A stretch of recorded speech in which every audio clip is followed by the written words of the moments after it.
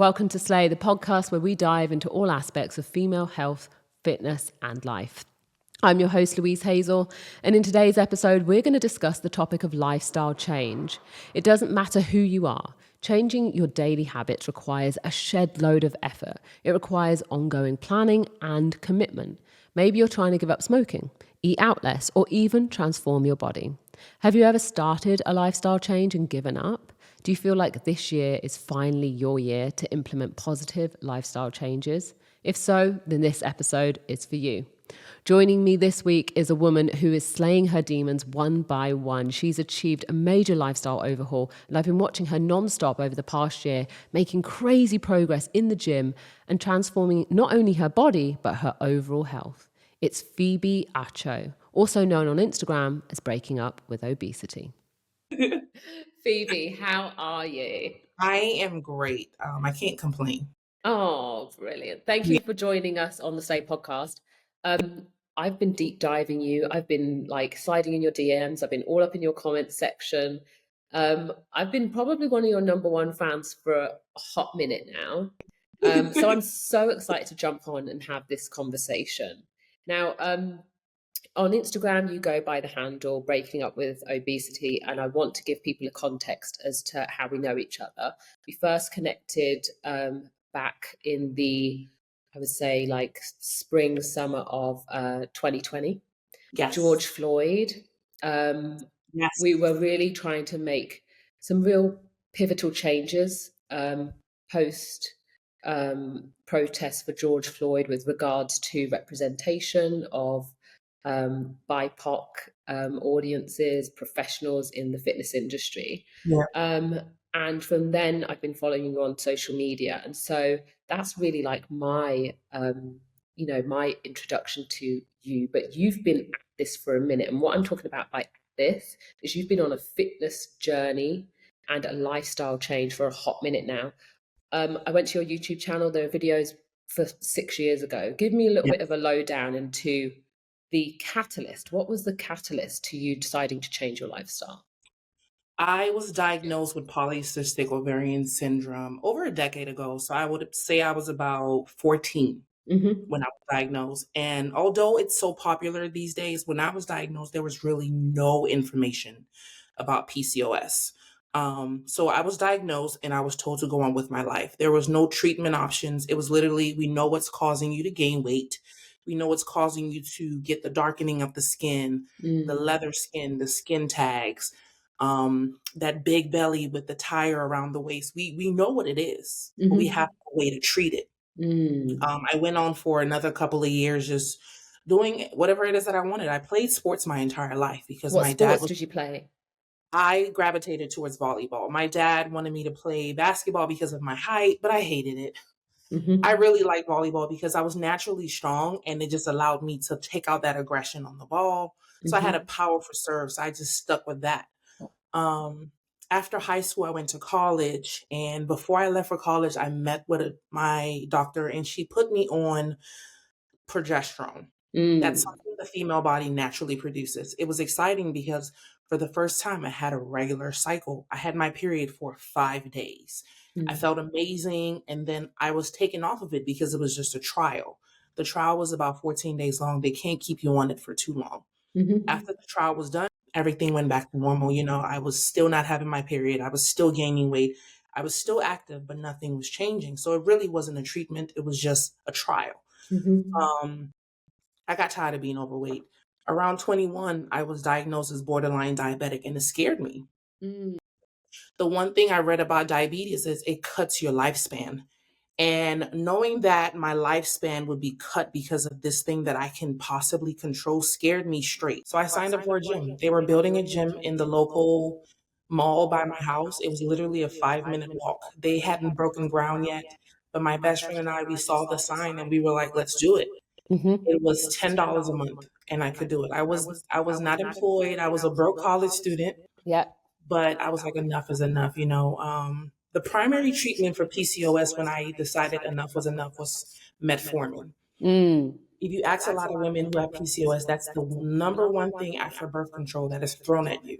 and it does not treat PCOS. What symptoms was it giving you? What like side I effects were you having?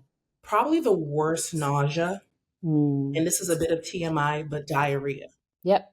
And you don't have to eat to be nauseous. You don't have to eat to have the irritable bowel movements. It was just really bad for the body. When I learned that it was something that was used to treat diabetics, but they were thinking of using it to treat women with PCOS, I was like, I can't do this. So I took myself off the medication without the permission from my doctor, which it made her so mad. But I lost the weight. Like, I have to congratulate you for advocating for yourself, because with my own struggles this year, I have ulcerative colitis, and I've managed to heal my colon without the need for like Western medicine, but with my own lifestyle changes. So freaking hats off. It takes a lot of courage to go against our healthcare professionals, the people that are meant to be providing us with the best information. But what I will say to those people out there, you know how you feel better than anybody else, because you can determine what effects medication have on you internally. Nobody else, no matter what the papers say, it really is about how does this affect you day to day. Yeah. Now, I want to know what about the mental shifts, making that decision for yourself. Like, who did you have to become? What did you have to leave behind? I basically had to leave behind the notion that I was trying to look like everyone else. You have these group of friends where they're small, medium, large. I was extra large. I'm a 5'9" big woman.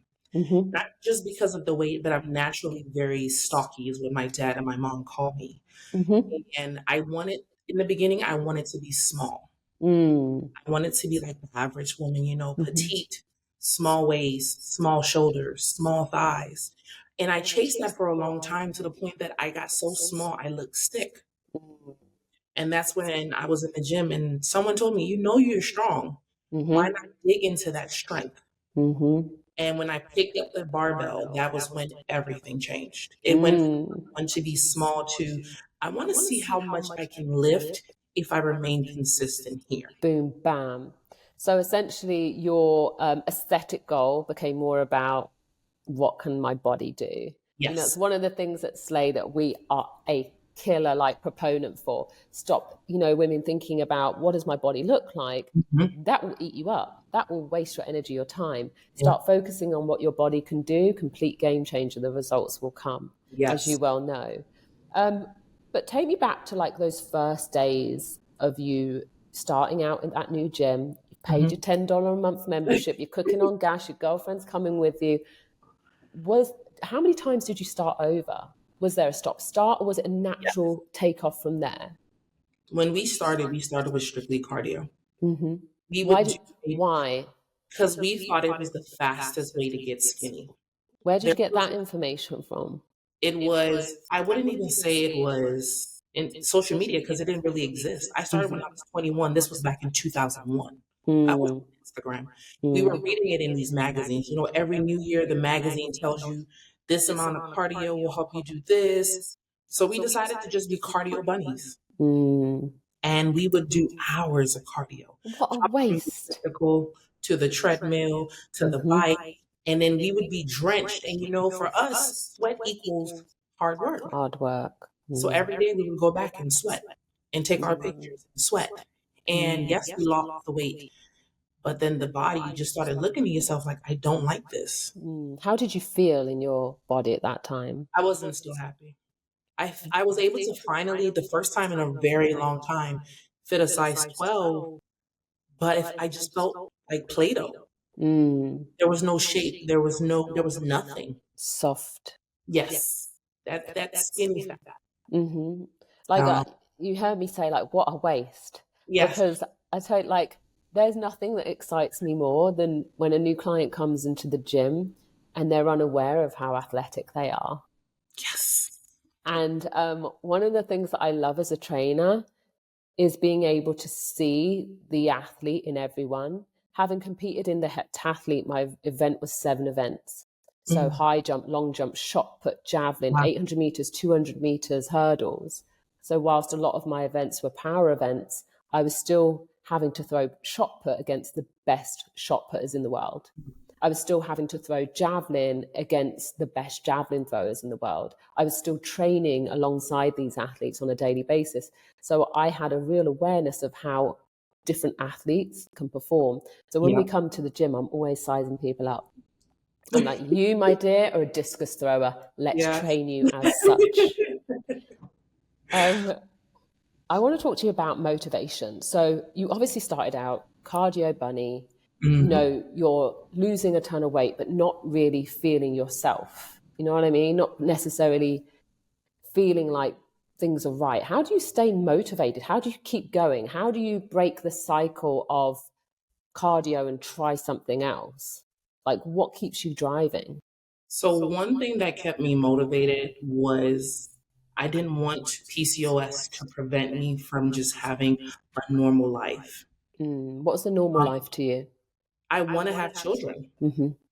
I don't want my PCOS to possibly lead to me having diabetes, breast cancer, cervical cancer, uterine cancer. Because what we don't know is, yes, PCOS makes us look terrible from the outside if you let it. But from the inside is 100 times worse. It goes beyond the skin tags, the darkening of the skin. It gets to the point where there's some women who have cervical cancer, and it's not because it runs in their family or they were unhealthy, but it's because they have PCOS. It's not because they were overweight or super skinny and just led a very unhealthy lifestyle, but PCOS leads to that. And that has been my motivation till this day. I want to treat this disease as natural as possible for as long as I can. Hear. How has it made having the PCOS? How has it made your training, your day-to-day goal of lifestyle change, health change, more difficult? Like, what have those hurdles been for you on a daily basis?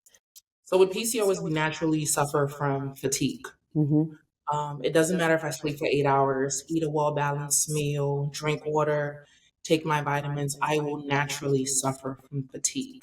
So it's gone beyond being motivated. It's literally dragging myself off the couch after work and driving back to the gym. I drive an hour back from work in 45 minutes to the gym. And a lot of people ask me, how do you do that? I'm like, I'm choosing myself. That's how there is no motivation there.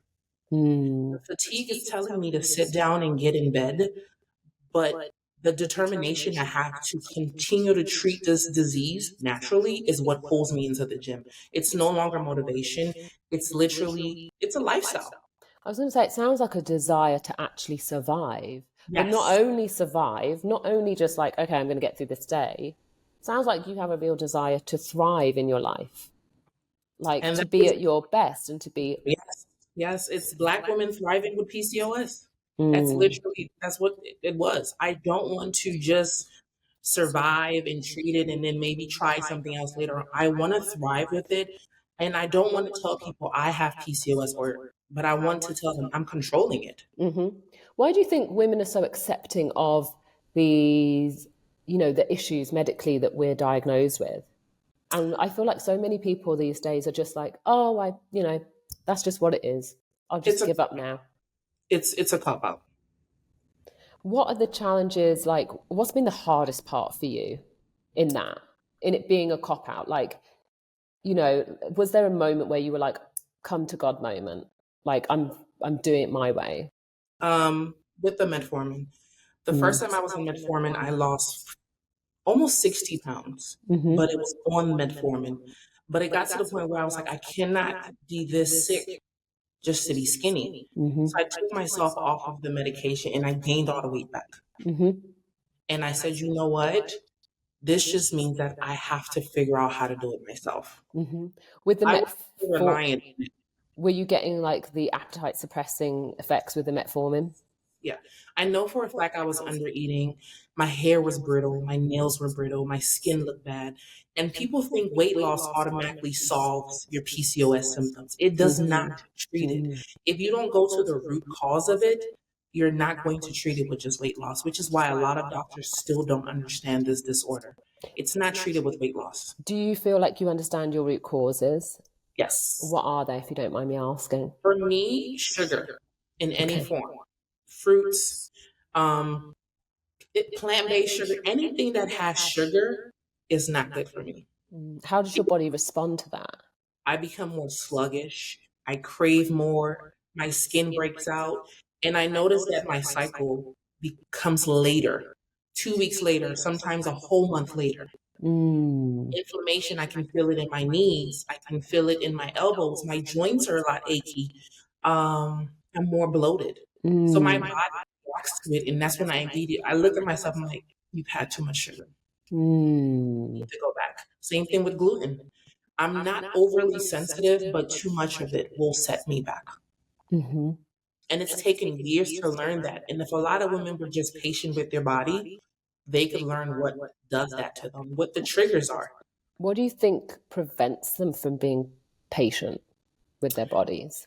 Because you don't get instant result with patience. And what effect does that have on you mentally when you're not getting those results? Comparison. With social media now, when you're not getting that instant result, you immediately hop onto social media to find another thing that you can try. Oh, you know what? Keto didn't work. Let me try something else. Maybe Atkins, maybe Whole30. Maybe I should go back to keto. I just didn't give it enough time. And it's just like you're constantly hopping. That yo-yoing is the reason we don't see those results, because you're not being patient with your body or even the diet. There's nothing wrong with dieting, but you have to be patient with it. So talk to me about the changes that you made, because obviously it sounds like you were in this cycle of leaning into the propaganda around weight loss, the social pressures to be smaller, the information coming from your doctor that you need to be taking certain medications, nothing that sounds particularly empowering. No. How did you break that cycle? And, what was it that you were changing? I started documenting it. Started my Instagram in 2011, I think. And my first video is me trying to jog. I was jogging in the summertime. And I said, I'm going to share this journey because there's no one out there like me. So it was in my determination to be that one person who was authentically sharing their journey to treat their PCOS that pushed me.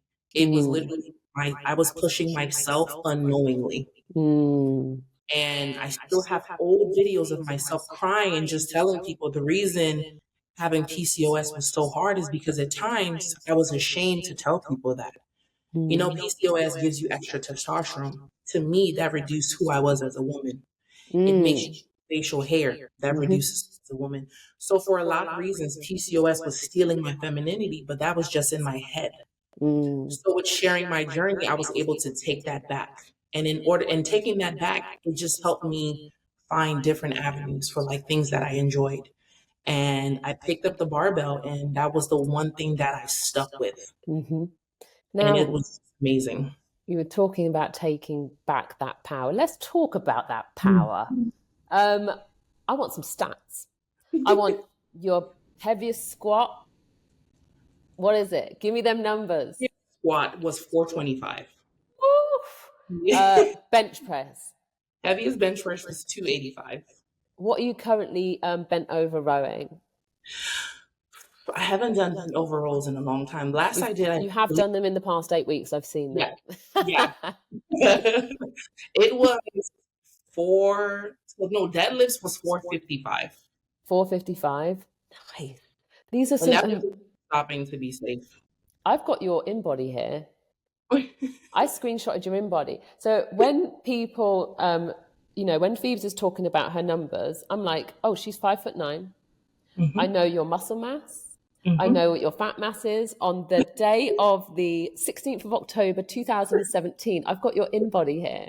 I am a coach through and through. These are some amazing statistics. And the interesting thing is I'm looking at your in-body, I'm like, you didn't just break up with obesity at that time, you beat obesity. Yeah. So, I've been talking about this a lot on the Slay podcast, really trying to get women to understand that our BMI in terms of our metrics with regards to obesity and what puts us in the danger category is a rubbish, useless dog trash measurement. and that our body fat percentage is, where we ought to be focusing. And on that day, you were clocking, you were 31% body fat. Yes, that's so accurate because that's how much it is on the scale. But also, not only that, you were literally telling your audience how that's actually up. You were 26% body fat that summer. Yeah. So I have gotten very low, but it was in an unhealthy way with keto. Got you. So I gained it. And I'm still looking at that muscle mass and I'm like, her jeepers, damn, that is some strength and power right there. And, one of the things that I love about watching your story is the fact, like, not only does it motivate my clients, it motivates me. When I'm watching you lift, like, and just, you can see for those 12, 15 reps, you can see for like that weight is being shifted. Like there's nobody can tell you shit. Let's put it that way. No. Like when you're in the gym, you can tell you're in the zone, you can tell you're in your power. And more importantly, you're doing it for you and you're doing it your way. And tell me about the difference between cardio training for you versus the strength training. What has that done for you in your body? Cardio is a drag. I am not a fan of it, but I now understand the benefit of it. What are the benefits for you? For me, it has been my cholesterol. When I was about 21, I was diagnosed with high cholesterol. I wasn't put on medication because they knew how active I was. So they gave me the opportunity to try and bring it down myself with just diet and exercise. I did it. And the only thing that changed was I added more cardio. And it wasn't hours of cardio, it was just steady cardio. It didn't matter if I was on the bike, the Stairmaster, which I hate, or the treadmill, but I brought it down by just adding in more cardio. My high blood pressure, it's down. I went to the hospital the other day because I was having some nerve pain, and they told me your blood pressure is perfect, and so is your heart rate. I was like, what? She was like, your heart rate is perfect. I was like, oh. She's like, do you work out? And I just smiled at her and I nodded my head. She said, you must work out hard. And I was like, a little bit. But it's just hearing those things that means more to me. It's not, oh, you can lift almost 500 pounds. It's not that. It's knowing that I'm doing everything I can to ensure that the inside of my body is just as immaculate as the outside. 100%. Flames. Like, you're literally speaking my language. When I'm hearing you, I'm hearing longevity, I'm hearing sustainability, I'm hearing I want to be fit for the next 50 years, not the next 5 minutes. Those things are where I think we might be headed as women. I feel like more women are starting to cotton on to their own bodies. Maybe it's just our generation. Maybe the generation after us has to still go through a few things to learn because they're growing up with all of this overstimulation from social media and pressure. But I definitely think, women who are in their 30s are now starting to really listen. And more importantly, we are the generation that have the benefit. If you think about our mother's generation, heaven forbid our grandma's generation, who didn't have Instagram, didn't have Google, didn't have access to all this information. We're really the ones that have the leisure time, the free time, the financial freedom and independence to a certain extent to be actually able to put these things into effect. Yes. If you think about our mums, that was when they were growing up, it was freaking aerobics. That was literally the start of actual physical activity. Yeah, till this day. Nuts. I want to know a little bit more about your goals. So 2024, obviously we're at the top of the year now. Like, what have you set for yourself? Is it a health goal? Is it a performance goal? Is it a lifestyle goal? Give me what's the big one? It's actually all three. So for performance, I want to increase I had knee surgery in 2021. And I was told I would never be able to do like squats, full range squats, because I have less cartilage in that knee. I've already defeated the odds. I'm doing lateral lunges, going deep. May I ask what they did surgery wise? Did they just go in and clean up, or was it? Yes. So I had they cleaned out all the cartilage pieces that were in there because it was just causing so much pain. They did try to reconstruct it, but there just was too much damage. So he told me, we'll leave it as is, but if you continue to experience pain, I advise you get a total knee surgery. I'm in my 30s. That's not happening. Before I became an engineer, I was going to school for physical therapy. I'm not getting knee surgery. Got you. I wondered where this like resistance to, of I can do it myself, and more importantly, I'm confident that I can do it myself come from. I'm African. Absolutely. We don't do the whole cutting into the body. I Absolutely. still have my wisdom teeth because at 16, my mom told the dentist no. If Mm-hmm. it's not causing her any discomfort or affecting her overall health and quality of life, don't Mm-hmm. touch it.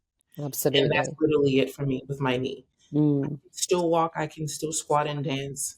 Don't touch it. Mm-hmm. So the goal this year was? To increase my range of motion, Mm-hmm. I want to be able to sit deeper into squats. I want to be able to squat down and carry kids. I want to be able to just sit in a Chinese squat without having to hold the ground to get back up. How are you single? That's what I want to know. I love it. I do also have a goal to lose another 30 pounds. I would like to get down to a comfortable 210. Mm-hmm. I don't do well under 200 pounds, but I also don't do well over 210. So I want to get to 210 and maintain. Got you. What And then muscle mass are you looking at? I would love to get down to 21%. I'm not Of body fat. body fat. What about muscle mass? So What are I we? I'm think I'm looking. currently at 170. I think I'm at 176. So if I could get up to maybe 180, Of that dry would, lean mat. Got I'm you. currently at 171 Mm-hmm. and I'm at 30% body fat. So if I could increase my muscle mass to maybe 180, 185, I would be ecstatic. Get my body fat under 25%, I would be just so happy. I just want you to know that I am here for this journey. Anything you need from me, you just shout. Now, I want to know a little bit more about your daily routine. You're an engineer. You're a busy woman. That's a responsible job. You know what I mean? If something breaks, it's on you. Yeah. How do you start your day? So usually it's 5:30. Get up and I prep my breakfast because I like fresh breakfast. I do the same breakfast every morning. What Egg is it? plus 2 whole eggs with turkey sausage or chicken sausage. Protein. Yeah. I am How obsessed. much protein's in that? My morning starts around 60 to 70 grams of protein. I love it. I love having this conversation. Look at my face. Easily 60 to 70 grams of protein. And that's just with egg whites and the turkey sausage, nothing additional. I keep it low carbs because I don't do well on carbs. So I do have a low carb tortilla and I add some blueberries because I need the extra fiber and I need the antioxidants. And then I always have to have my coffee. So I have a French press now. So I also have my coffee going while I get ready, brush my teeth, put on my makeup and pick an outfit. Congratulations on the French press. Thank you. I'm excited for you. And like, how many times a day are you training? How many times a day are you eating? What are those intervals? Give me the lowdown. Like, how frequently are your meals? Okay. So I don't do the 6 meals, 3 snacks a day or whatever they call it. Too much eating is not for me. I'm not a fan of it. So I try to do my bulk amount of protein and calories in the morning, which is why my breakfast can range from 500 to 650 calories. It sounds like a lot of food, but it really isn't. It's just a lot of egg whites. I eat a lot of egg whites. I buy cartons of egg whites. So I'll do a large breakfast around 10 o'clock because I don't really get hungry in the early mornings. And then I'll have a snack, which is for me a protein yogurt. I'm absolutely obsessed with ratio yogurt or Okios. I know I'm pronouncing it wrong, but those are my 2 go-to. I'll have that. And then I'm drinking water throughout the day. I come home before Can I tell you what you have for dinner? For dinner, I usually have chicken and broccoli. No. But that's what you ordered this week. I saw it on Instagram. This week I had that. This week I had that, but my go-to and my favorite is chickpea pasta with turkey bolognese sauce. Got you. Because the turkey has a lot of protein, the chickpea pasta has protein. So again, before I go to the gym, I'm having more protein. Yeah, super lean, not a ton of fat. Exactly, because the 40, 50 I have before the gym, I'm already close to the 190 I eat a day. So I head to the gym, do my 1.5 to 2 hour workout, which is usually weights first, and then 30-minute cardio afterwards. Come home and I have a rice cake and a protein shake because I don't like to eat before bed. Boom, bam, boom. Job done, day done. I love it.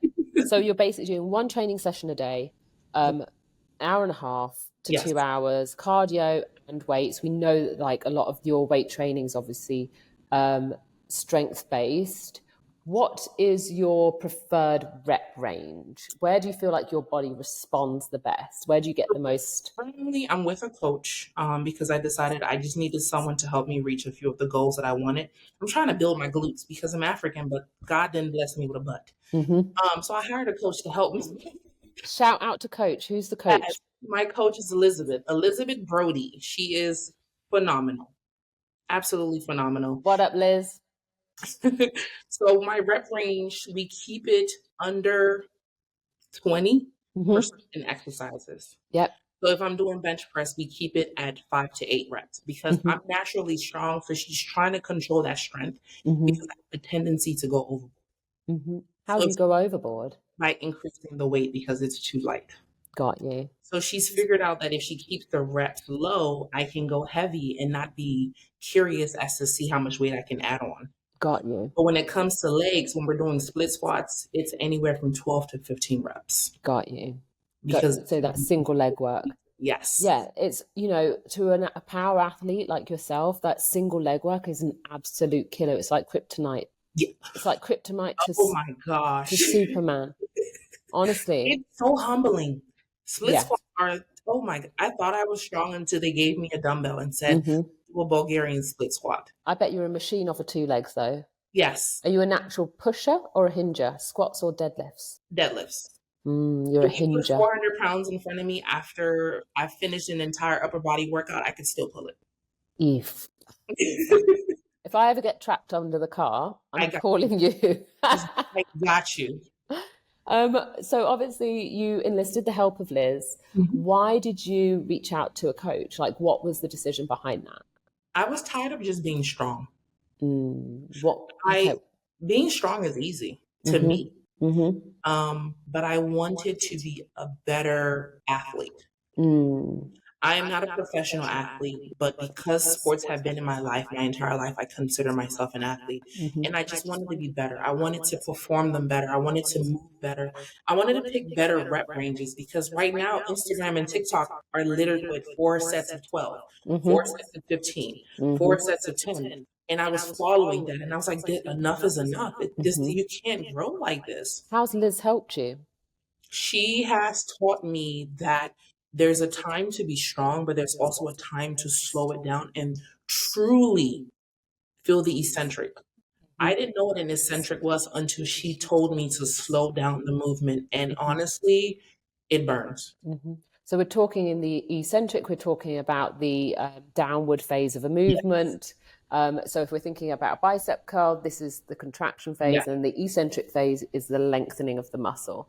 And this is where a lot of strength can be gained. So especially when it's women, pull-ups, an exercise that evades us all. It evades us all. Yes. So, starting in pull-up position, doing eccentric exercises where you're literally starting in that contracted position and lowering is a really great way to help strengthen the lats and obviously build muscle in those muscles that sometimes just lacking, not getting the love that they deserve. And grown and just look better. God, it makes you sore though. The eccentric, your muscles will look different from just being a power lifter and just lifting heavy. When you focus on lifting better with proper form, proper tension, proper just everything, it looks different. I can compare how I look today to how I looked when I was in my early 20s when I was still lifting, and the shape of my muscles, my legs, it looks different. Are you getting more fullness? Yes. More definition? Without having to do as much work. Love it. Yeah. We like Liz. Yes. We love it. Yes. Thank you, Liz. So we talked about the fact that you're single. I don't know how. I would marry you tomorrow if I weren't married already. And, this week, one of the things that I saw your latest social media post and the way in which, how do people typically respond to your content on social media? It's been, so I would say 90% of my audience are positive and 90% are women, which has always been my goal. When I look at my insights, I want to see that most of my followers are women rather than men. I started this journey to uplift women and to motivate women. It was never for the male gaze. I could care less about the male gaze because it's not helping me in any way, shape, or form. As of late, I've been getting some negative comments about being too muscular, um, how having muscles makes me less of a woman. And for years, I've chased this whole notion of PCOS made me less of a woman. So hearing someone say now that having muscles is making me less of a woman is so funny. Mm. And I'm like, you can't shake that anymore because I let that go. There's nothing that can tell me I'm less feminine on this earth. Especially And not a little man in the exactly. comment section. Exactly. So it's been an uphill battle, but it's usually very funny because at the minute they leave a negative comment, there are women who rally behind me, and I just love it so much. I don't have to do that much because they see my work. They see what it is that I've done with my body. They see how I've done it the natural route. You know, there's so many medications that people are taking this day, but I'm choosing to go through the slower route, and I'm sharing that. And then nowadays, women love muscle more. They're no longer afraid of being bulky. 100%. You know, we're choosing it. I feel like we're being given being given permission. We're giving ourselves permission to really see what we can do. Yes. And I feel like we're no longer like bridled back by these reins of conformity or what someone else thinks is beautiful or strong.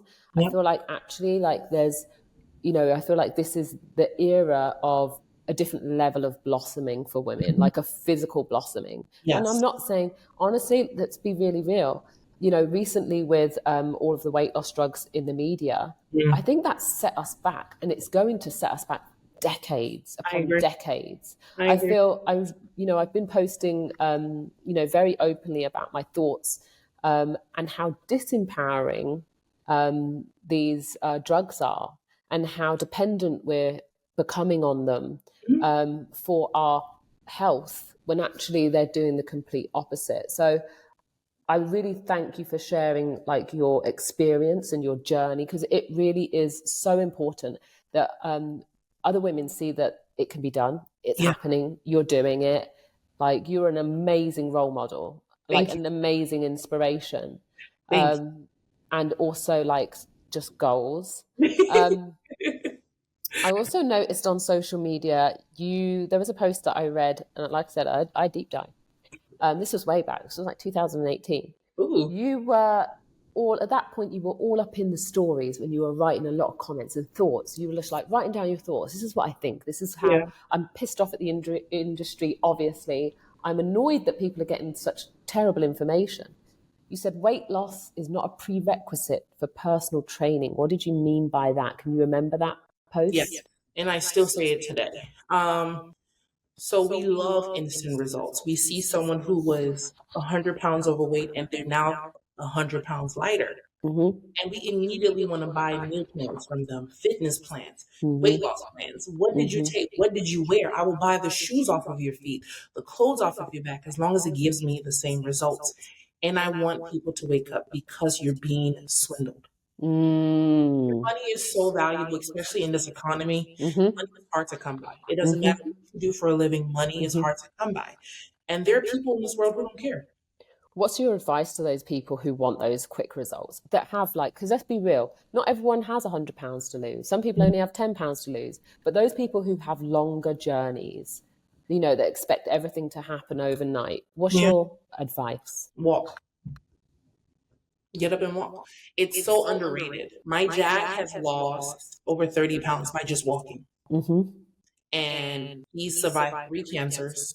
He's diabetic because of cancer treatments. He's still on 12 medications, but he's lost the weight. He's changed nothing. He just walks more. Walks 6 miles a day. I just bought him a new pair of shoes because he walked the other ones to death. It's so easy to just walk. For a lot of people, if you are heavy, it's going to be harder, but I promise you that movement is going to put so much shock into your body, not a negative amount of shock, but it is going to wake your body up. Yep. And you're going to feel different. More alive. It doesn't matter if you literally walk from one block to the another every day, there is a change happening. Ignore what the scale says and just walk. That's the bare minimum. Okay, I love that. Yeah. Phoebes, with the Slay podcast, a lot of the times we end the show with a little game. Yes. Now, because you go by the handle Breaking Up with Obesity, we're going to play a dating game. It's called Date or Hate. Okay. I'm going to give you 12 topics that are fitness related. You're going to tell me whether you're dating them or whether you hate them. Are you ready, I Phoebes? like this. Yes. Okay, it's quick fire, so I don't want you to think about it too much. But if you feel like you've got anything to add, feel free to drop that in. Okay. Cardio. Date. Protein bars. Hate. Why do you hate protein bars? Because they taste so bad. They do taste like arse. Honestly, so chalky. I tasted one protein bar by Arms Raised Nutrition that actually tasted like the cereal. It was delicious. Everything else, Quest Nutrition, I'm sorry, it's disgusting. On like, here's what I will say.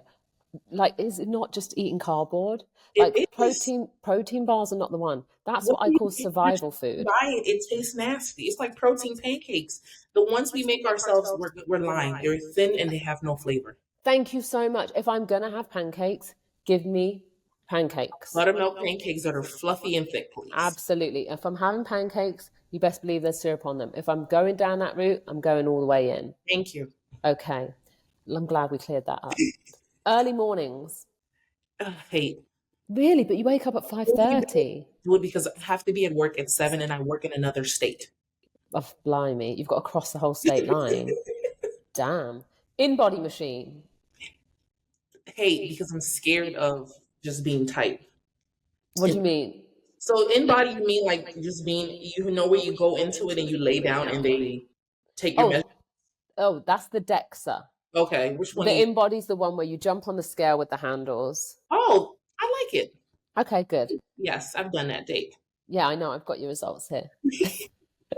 Workout playlists. Love Date.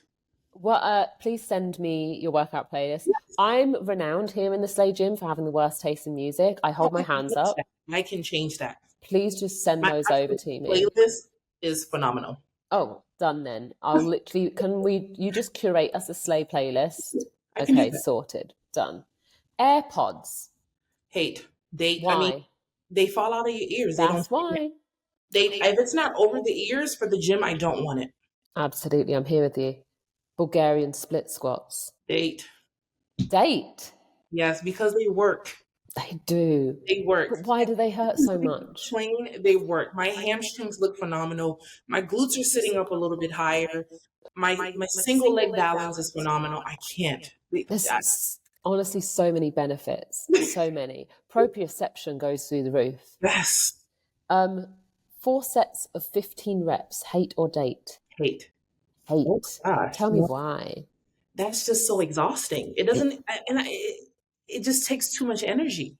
Takes a lot of time. You could do the same thing with like 4 sets of 5 or 4 sets of 8, or even just a rep range of 8 to 10 with an IRR of 3. What's your favorite set and rep range?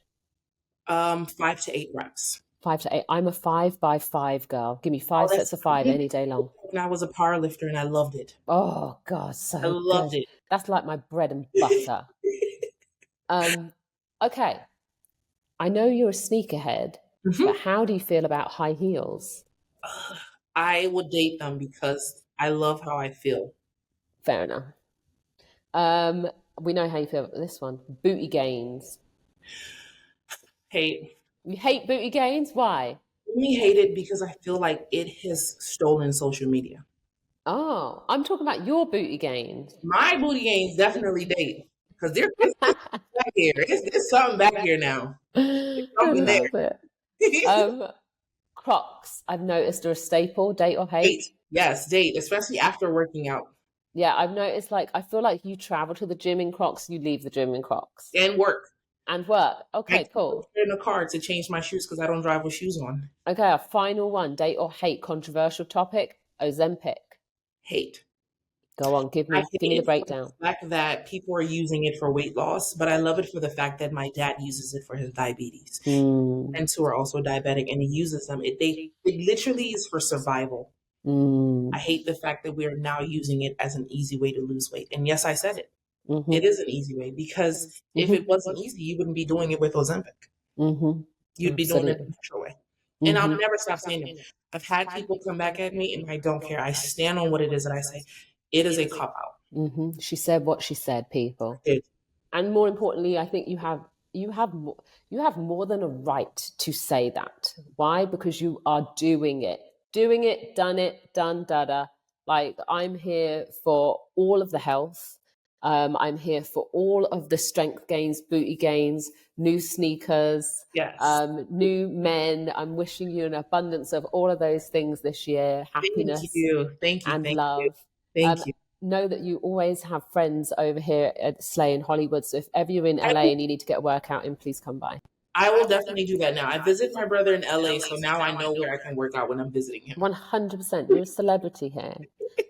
Phoebe, I just want to say a massive thank you for joining us. I think this conversation is so really needed, but also it's going to be so helpful to so many women who are suffering with PCS, who are breaking up with obesity, who are worried about their body image, who have a long journey to go, who are genuinely wanting to improve their lifestyle, make huge lifestyle changes, but more importantly, health changes for the long term. You are an absolute inspiration, and Thank you so much. came to slay. Phoebes, thank you so much, my lovely. Thank you for having me so much. I really appreciate this. You're welcome. Take care, darling. Yeah. That concludes this episode of Slay. I remember a quote once that said, "There are no shortcuts to any place worth going." Stay tuned for more empowering discussions on female health, fitness, and life. You can follow me at Louise Hazel, and you can follow Phoebe at Breaking Up with Obesity on social media. Check out the Slay brand at Slay Athletic, and don't forget to subscribe to the Slay podcast and leave a review if you haven't done so already on Spotify. You can get all of our tools and resources that I mentioned in our episodes on the Slay app. Download it now for free from the App Store.